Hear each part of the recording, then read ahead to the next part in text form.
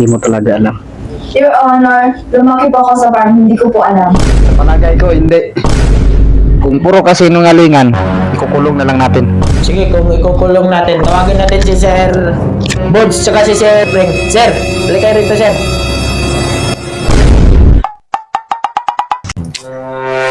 Narito na ang nagbabagang balita.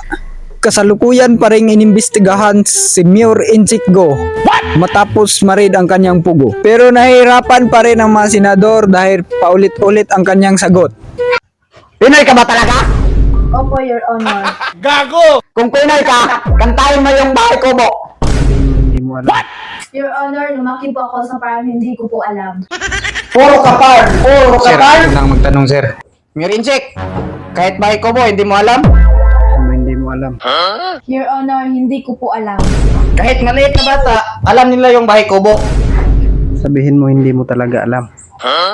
Your Honor, lumaki po ako sa farm, hindi ko po alam. Niloloko mo ba kami? Your Honor, hindi po.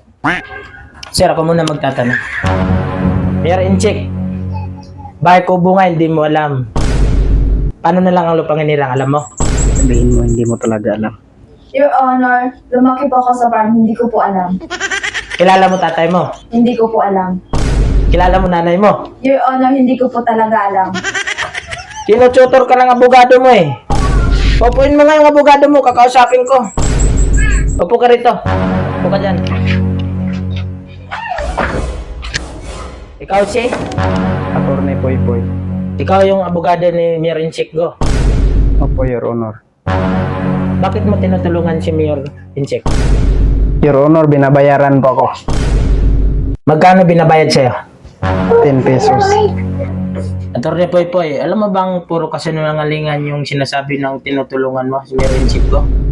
Your Honor, binabayaran niya lang po ako. Mga kasama ko, mga sir, ano sa tingin nyo? Nagsasabi ba ng totoo si Mayor Alex Go? Sa palagay ko, hindi. Kung puro kasi nungalingan, ikukulong na lang natin. Sige, kung ikukulong natin, tawagin natin si Sir Bods tsaka si Sir Frank. Sir, balik kayo rito, Sir. Ito, dalhin nyo itong dalawa. Si Mayor Inchik tsaka itong abogado niya. Ikulong niyo yan. Mga sinungaling yan, ikulong niyo. Pasok kayo sa kulungan. Wala kayong masabing totoo ah.